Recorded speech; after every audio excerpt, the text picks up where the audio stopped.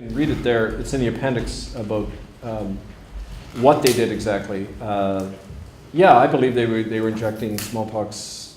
Because I used to read about encounters between the Europeans and the natives. Yep. The Europeans would give them blankets in exchange for various services. So your story was different. Well, it was blankets as well. In the case of Amherst, General Amherst, who kept a record about them doing that. The Amherst Diary is now published by the Mi'kmaq people in Nova Scotia. And you can read in detail him describing to his major Bouquet, his subordinate, how they were going to do this. But here he is, John Sheepshanks, 1834 to 1909. And you can read about, in his own hand, him describing him doing this. So I don't think it's inconceivable. Like, here's a quote from Hudson's Bay Company trader John McLean, 1908. He wrote a book about it later. I just got a blanket well infected with smallpox, carefully put it between a saddle blanket and a sweat pad. I succeeded. They all died of smallpox. He kept a journal about it. Right. Anyway, it's all in here.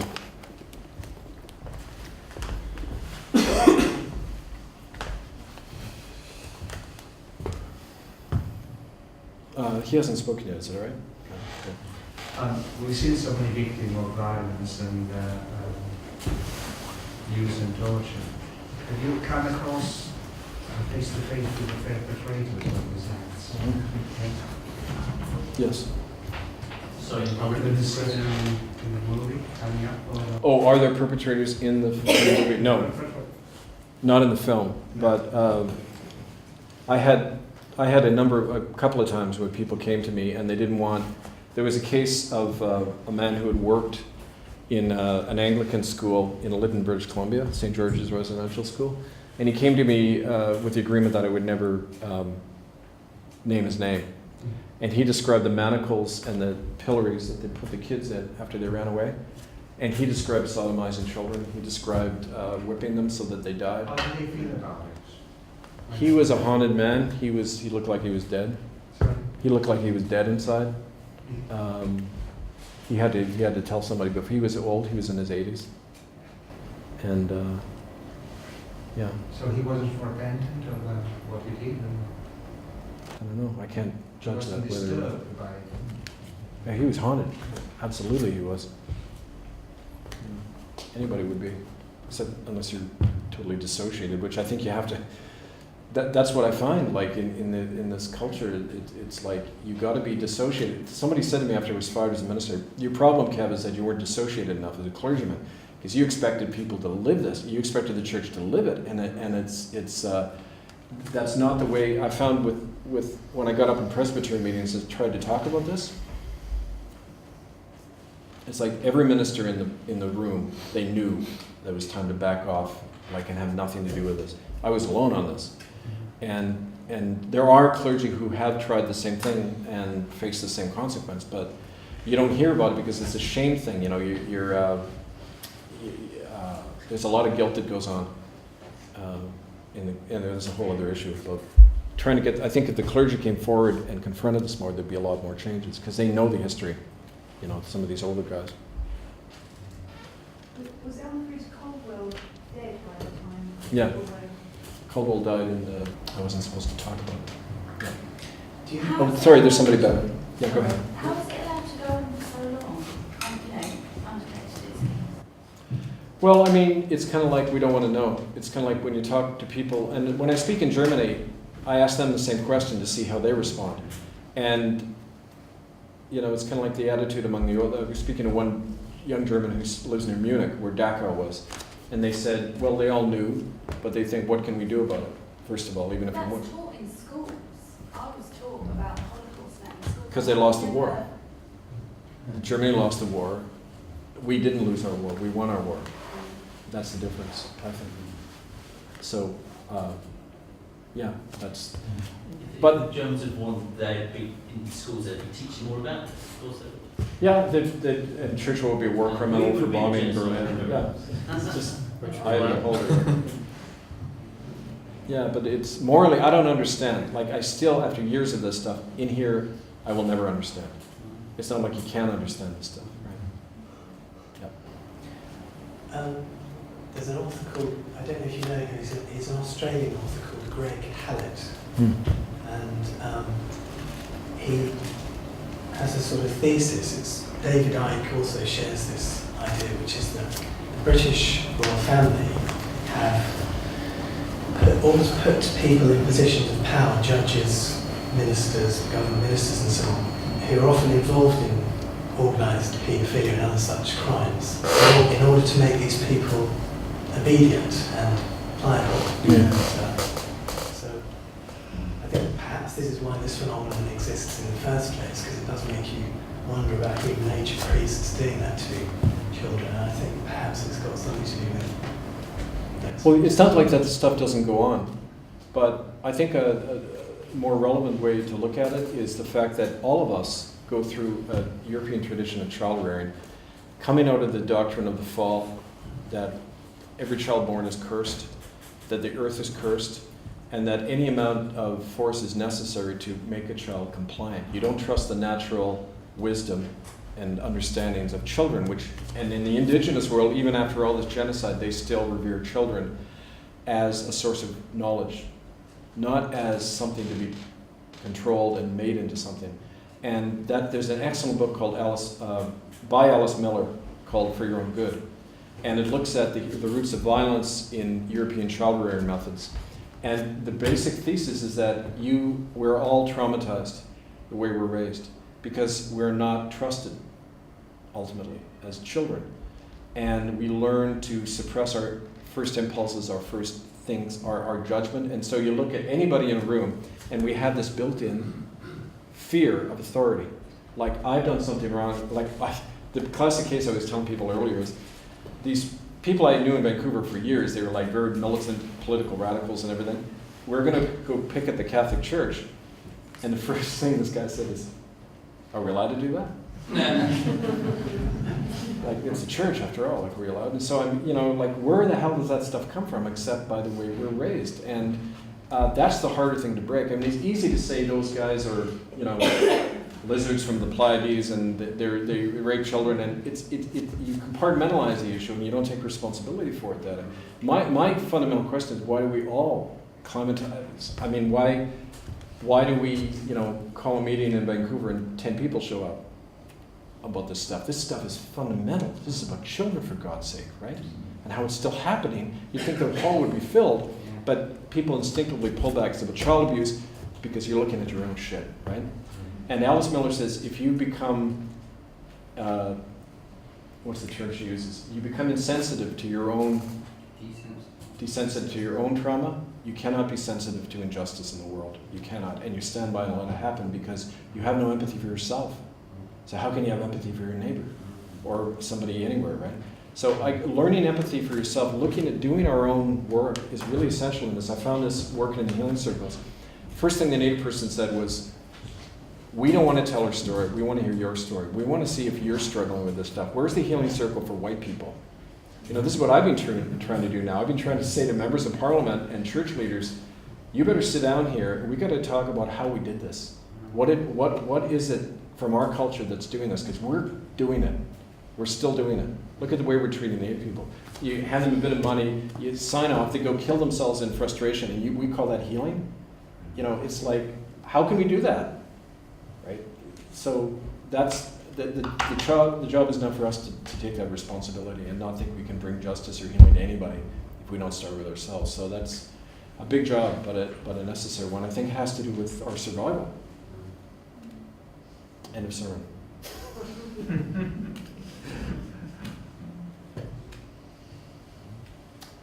Yes. Kevin, I remember when you spoke once, you said that the native people back home, when you see them and talk to them about when you come to Europe, they're always really excited to hear your stories, and that that's almost part of their healing process, that they know that people in this country or the countries that you go to are willing to listen and to take time out like this and come out in the evening to hear Kevin speak. So just by being here, you're part of their healing process.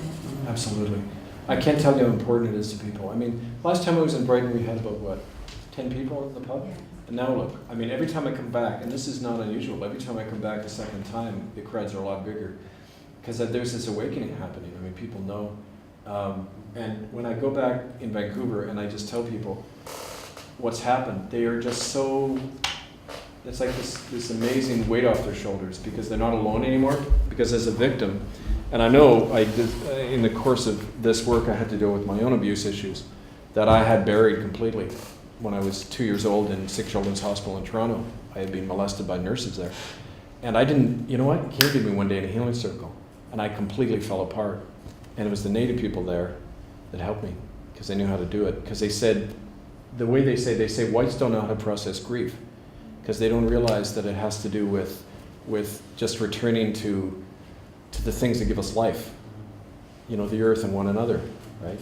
And we do it for generations. Like they have this long-term view of how you change, right? So when I had to deal with my own abuse issue, I realized that the hardest thing as a victim is to be believed, right? You've got to be believed and taken seriously, and nobody wants to believe you, right? Because it might implicate Uncle Fred or the local cop or whoever. So to be believed and to know there's people saying, I believe you, and we want to share your story. And it's when I tell them that Unrepent is being duplicated, because I don't copyright anything, we duplicate it and get it out. And when they know that 500,000 people have seen that film, it's like I get emails all the time from like a Native woman in northern Alberta writes to me and says, I was going to kill myself, and then I saw your film, and I think, thank God, now the world knows. You know, I just to know that the world knows, and I'm being believed. You know, it's life-giving, and that's true about any of us, I think. So I just can't underestimate. I'm tired. What the importance of you just taking this information and sharing it, and who was it who said that if you do something once, it doesn't mean anything, but if you do it over and over and over, it has an impact. Well, I mean, look at my case. Like, I'm just one guy working on this, and over 15 years, I just haven't let go. And the impact it's had, now you multiply that by a few thousand times, there's nothing we can't achieve. I believe that. I've seen that on the ground. I mean, the people I work with have nothing. You know, they're homeless. Like, they are, every moment is a struggle to survive. And yet, they have the courage, you know.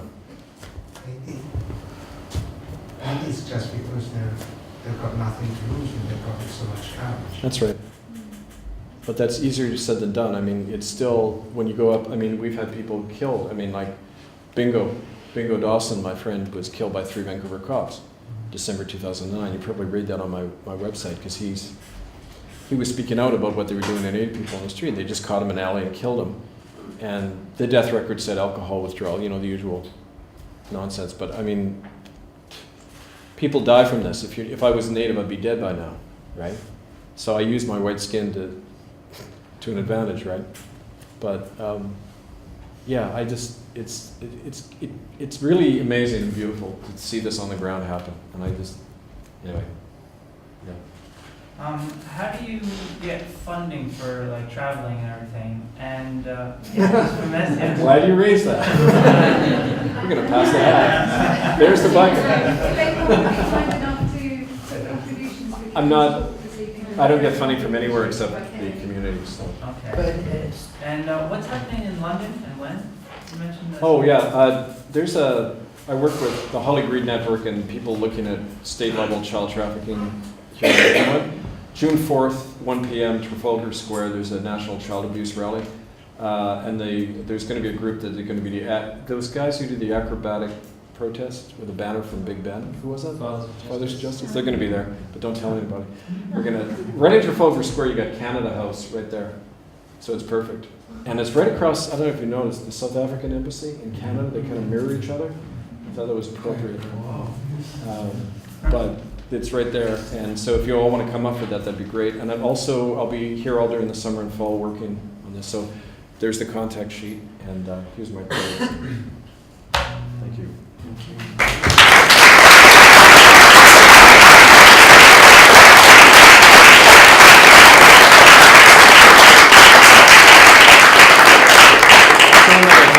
There was another hand floating around somewhere. Anybody want to speak who hasn't?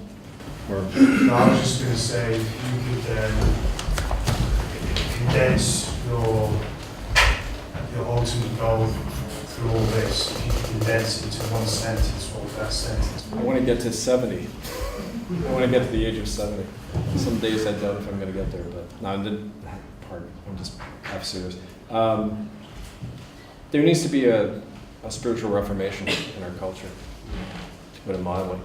That's going to make the other reformation look mild. I mean, we have to come to grips with this history of genocide that's millennia old in our culture, and kind of dig up the ground so we can plant new seeds. But you can't plant the seeds if the... But also to confront what's going on now, organised paedophile rings and high-level television circles and things like that. And that's kind of the purpose of this tribunal, is to shine a light on that, all of that. And, you know, like one of the things we're doing, we'll have video feeds with groups in Ireland. They're going to be holding... These guys in Ireland are amazing. They go outside the Catholic Church every Sunday, and they just put it in the face of everybody, and it's caused the public prosecutor in Ireland to bring charges against priests who they were going to protect and ignore. The power of just standing out there publicly and bearing that witness all the time is very important. And I mean, I think generally that's the goal. It's got a much bigger social and spiritual and political repercussion than I could ever imagine a few years ago. But it's that, you know, but it's also very personal. So we could go on. I think we're going to the pub after, aren't we? This is England. Don't you go to pubs after?